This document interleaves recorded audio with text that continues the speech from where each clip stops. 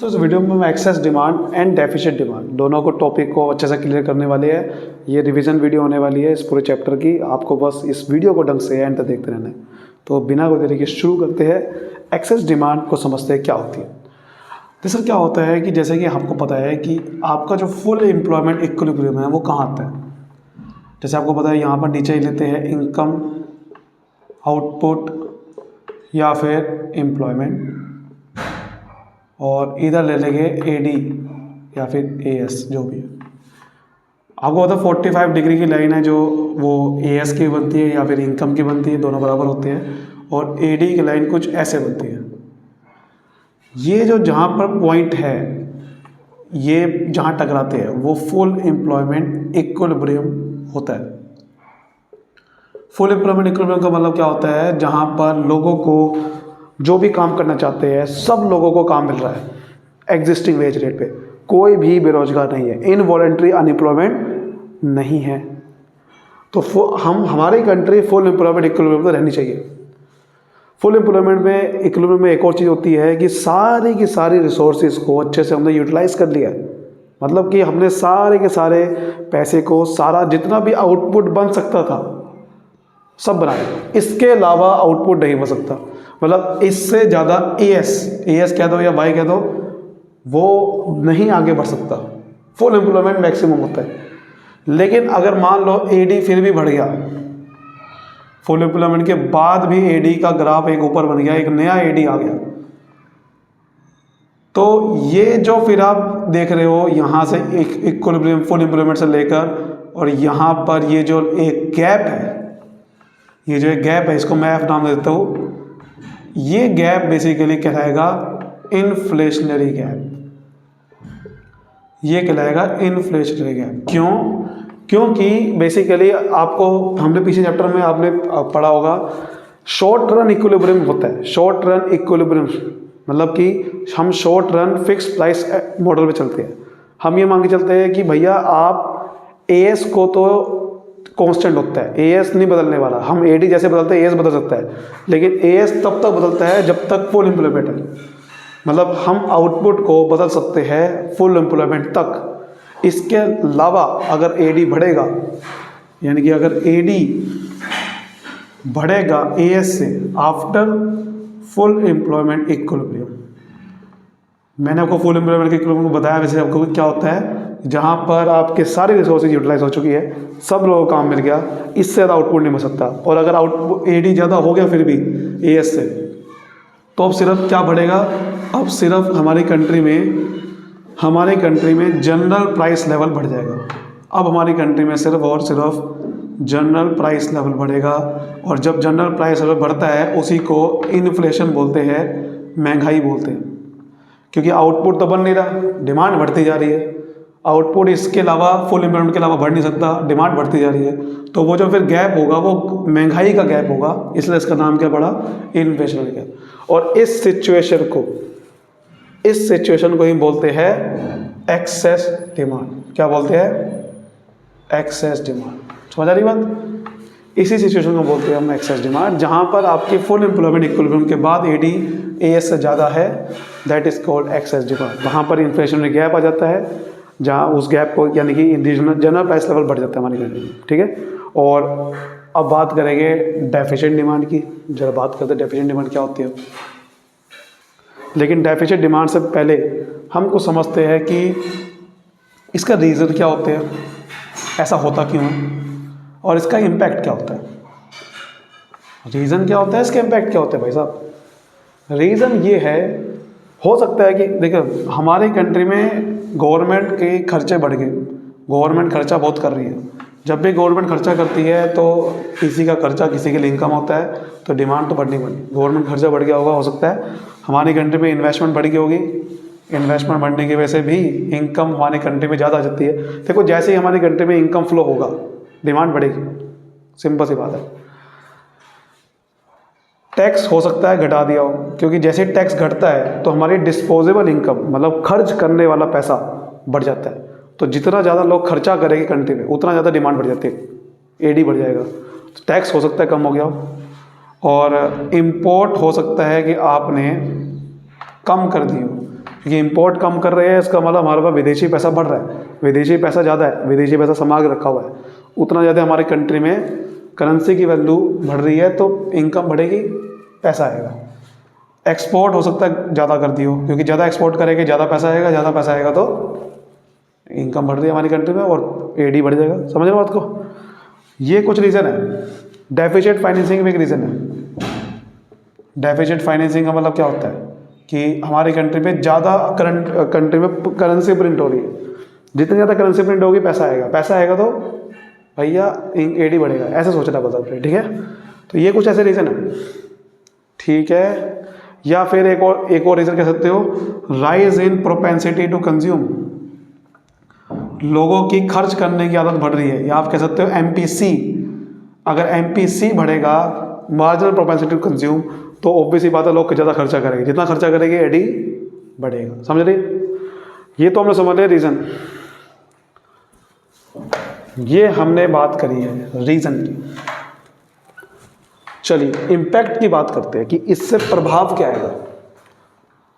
Effect on output, पहले बात करते हैं आउटपुट पे इफेक्ट क्या आएगा, फिर बात करते हैं जरा effect on general price level, उस पर क्या इफेक्ट आएगा जनरल प्राइस लेवल पे, और फिर उसके बाद करते हैं इफेक्ट ऑन एम्प्लॉयमेंट। तो ये तीन चीज़ों की बात करते हैं जरा कि क्या इफेक्ट आने। मैंने आपको क्या बताया कि भैया आउटपुट फुल एम्प्लॉयमेंट तक ही बढ़ सकता है, इसके अलावा नहीं बढ़ सकता। फुल एम्प्लॉयमेंट जैसे ही हो गया, इसके अलावा आउटपुट बढ़ नहीं सकता।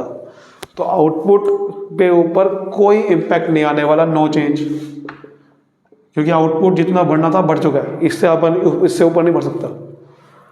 जनरल प्राइस लेवल पे मैंने को क्या बताया बढ़ जाएगा, तो ये तो बढ़ेगा, इन्फ्लेशन आ जाएगा। एम्प्लॉयमेंट पे कोई इफेक्ट नहीं पड़ेगा, जब employment is directly connected to output. Output पे जब कोई चेंज नहीं हो रहा तो भैया एम्प्लॉयमेंट में चेंज कैसे आ जाएगा? एम्प्लॉयमेंट तो फुल है ना, फुल से ज़्यादा कैसे हो जाएगी एम्प्लॉयमेंट? ये थोड़ी कहोगे फुल एम्प्लॉयमेंट और बढ़ जाएगी, कैसे बढ़ जाएगी? फुल का मतलब क्या होता है, जितनी मिलनी थी मिल चुकी है, इसके ऊपर कैसे बढ़ेगी? तो नहीं, नो चेंज। समझ गए? ये तो बात होगी, सारा एक्सेस डिमांड की बात कर ली हमने। अब डेफिसिट डिमांड की जरा बात करते हैं। तो अब डेल्टा आई की बात, सॉरी, अब डेफिसिट डिमांड की बात करते हैं जरा। डेफिसिट डिमांड, और फिर दोनों को समझेंगे। डेफिशिएंट डिमांड, देखो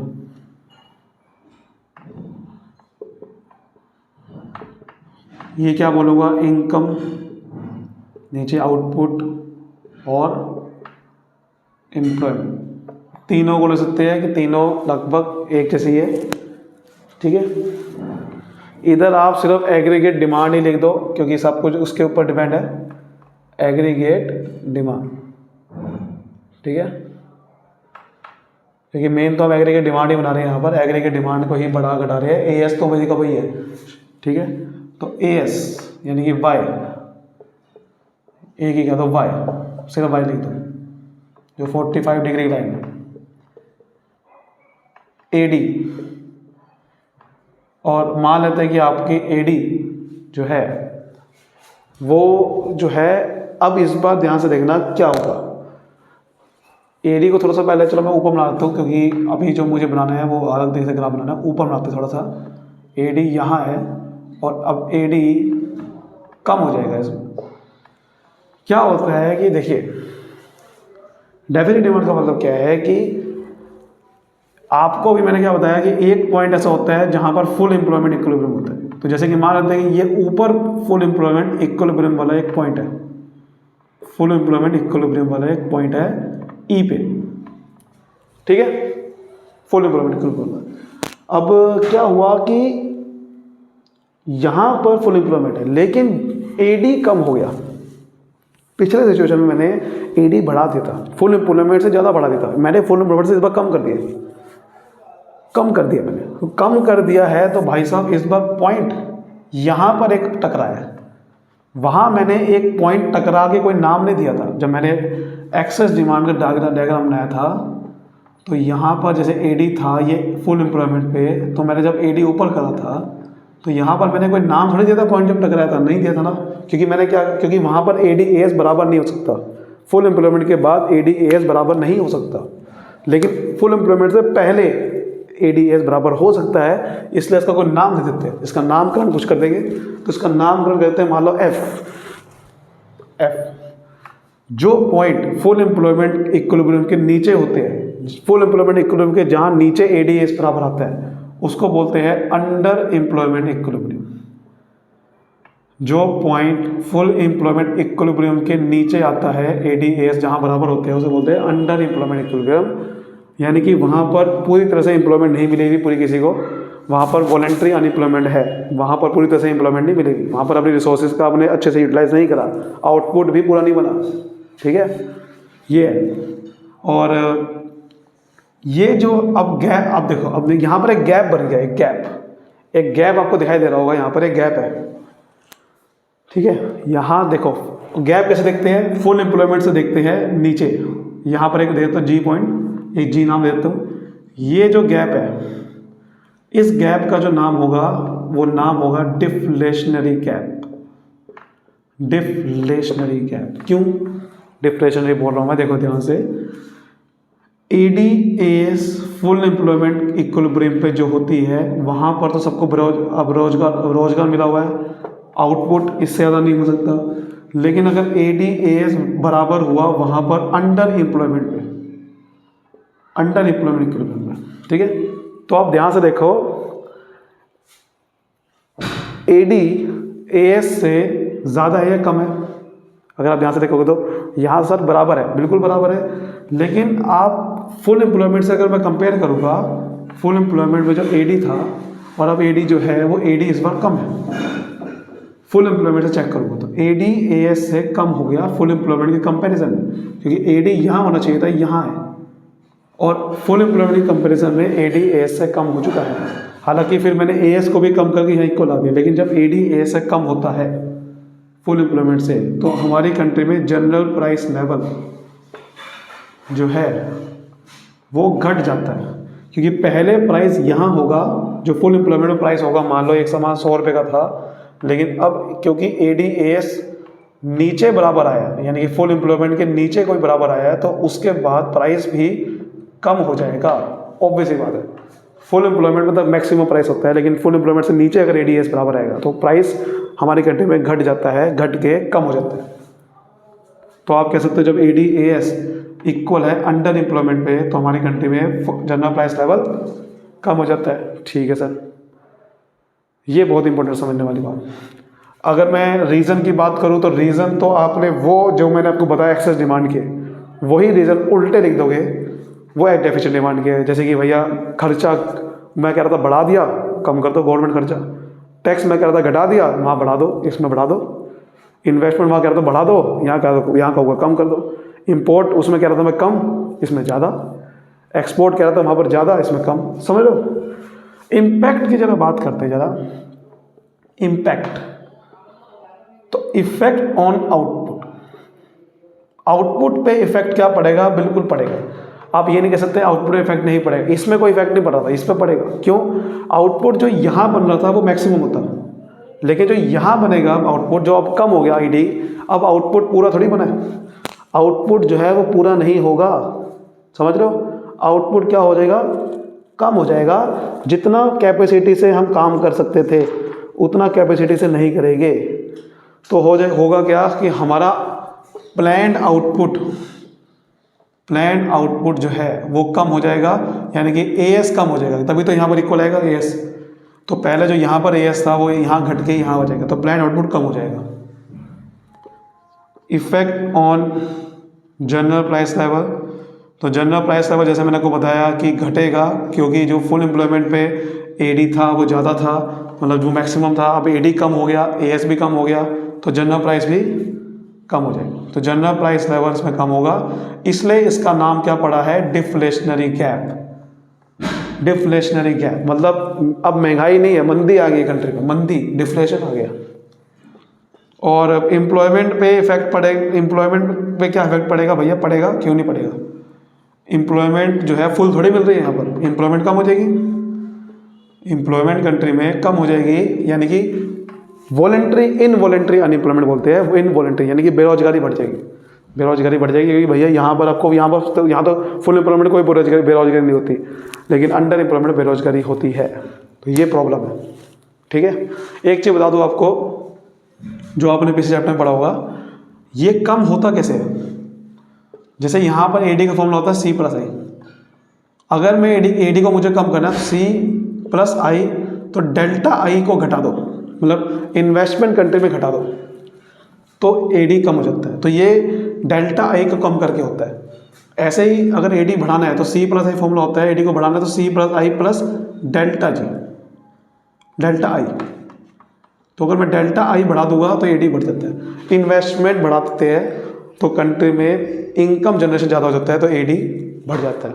ठीक है, चलिए तो अब बात करते हैं measures to correct excess demand. देखो, एक्सेस डिमांड को अगर मुझे ठीक करना है कंट्री में तो कैसे करेंगे। एक्सेस डिमांड तो सिचुएशन जहाँ थी जहाँ पर फुल एम्प्लॉयमेंट से ज़्यादा एडी होता है और जनरल प्राइस लेवल बढ़ जाता है, बाकी कुछ नहीं बढ़ पाता। तो बेसिकली आपको गवर्नमेंट स्पेंडिंग को कम करना होगा, decrease in government spending. Government खर्चा कम करेगी तो हमारे कंट्री में भैया पैसा कम आएगा, तो एडी कम होगा। तो गवर्नमेंट को खर्चा कम करना पड़ेगा भाई साहब। टैक्स को जो मैं कह रहा था भैया, टैक्स घटा दिया था, टैक्स घटाना नहीं है, बढ़ाना पड़ेगा, क्योंकि टैक्स बढ़ाओगे तो उनको ज़्यादा टैक्स देना पड़ेगा, तो उन पर फिर खर्चा करेगी नहीं पब्लिक, डिस्पोजेबल इनकम कम हो जाएगी, तब एडी कम होगा ना। एडी को कम करना है आपने, टैक्स बढ़ाओगे पैसा उनको जेब में होगा नहीं खर्च करने, टैक्स ज़्यादा देंगे, तो ऐसे करना है। और तीसरा जो है वो बहुत सारे इंस्ट्रूमेंट है जो कि बैंकिंग चैप्टर में आपने पढ़े थे, मनी सप्लाई को कम करना पड़ेगा। चेंज इन मनी सप्लाई कह सकते हो या डिक्रीज इन मनी सप्लाई। आपको किसी तरीके से कंट्री में मनी सप्लाई, पैसे का फ्लो कम करना होगा, तब एडी घटेगा। और उसके लिए दो इंस्ट्रूमेंट थे आरबीआई के, क्वांटिटेटिव इंस्ट्रूमेंट, और ये सारा इंस्ट्रूमेंट हम ऑलरेडी समझ चुके हैं। आप मेरी वीडियो देख सकते हो बैंकिंग की, वो मैंने आपको कमेंट में डाल दी है, सॉरी डिस्क्रिप्शन में डाल दी है, वहाँ जाके देख सकते हो। मैं उसकी एक एक करके थोड़ा सा बात कर लेता हूँ बस कि क्या करना है। ये बैंकिंग चैप्टर का ही सारा इसमें आ गया है। क्वांटिटेटिव इंस्ट्रूमेंट क्या है, bank rate, repo rate, reverse repo rate, open market operation, थोड़ा डिस्कस कर लेते हैं जस्ट। बैंक रेट जो भैया commercial bank, central bank commercial bank को लोन देता है लॉन्ग टर्म नीड्स के लिए। जब भी बैंक रेट बढ़ेगा तो भैया कमर्शियल बैंक को लोन पीछे महंगा पड़ेगा, तो आगे महंगा देंगे, क्रेडिट क्रिएशन कम, मनी सप्लाई कम। रेपो रेट में भी यही है। रेपो रेट क्या होता है, बस सेंट्रल बैंक जब लोन देता है कमर्शियल बैंक को शॉर्ट टर्म नीड्स के लिए, इसमें भी सेम टू सेम प्रोसीजर है। अगर रेपो रेट बढ़ा दिया तो लोन महंगा पड़ेगा, आगे महंगा देंगे, कोई लोन लेगा नहीं, मनी सप्लाई कम। ठीक है। रिवर्स रेपो रेट क्या होता है, कमर्शियल बैंक जब अपना सरप्लस फंड सेंट्रल बैंक में जमा करते हैं जिस रेट पे, अगर वो बढ़ा देंगे तो कमर्शियल बैंक ज़्यादा जमा करेगा, तो वो लोन देने का कैपेसिटी कम हो जाएगी उसकी, आगे लोन देगा नहीं, लोन कम, पैसा कम। आगे बात करते हैं तो लीगल रिजर्व रेशियो में दो रेशियो आती है, कैश रिजर्व रेशियो CRR और स्टैट्यूटरी लिक्विडिटी रेशियो। CRR क्या होता है, कमर्शियल बैंक जो अपने डिपॉजिट का कुछ हिस्सा RBI सेंट्रल बैंक के पास रखता है जरूरी, वो CRR है। अगर वो बढ़ा दूंगा तो ज़्यादा हिस्सा रखेगा उनके पास, अपने पास लोन देने का कैपेसिटी बचेगी नहीं, लोन कम, पैसा कम। ऐसे ही SLR है। SLR तो क्या होता है कि जो डिपॉजिट का हिस्सा अपने पास रखता है वो, अब अगर अपने पास ज़्यादा SLR बढ़ा दूंगा तो अपने पास ज़्यादा रखेगा पैसा, तो लोन देने का बचेगा नहीं, मनी सप्लाई कम।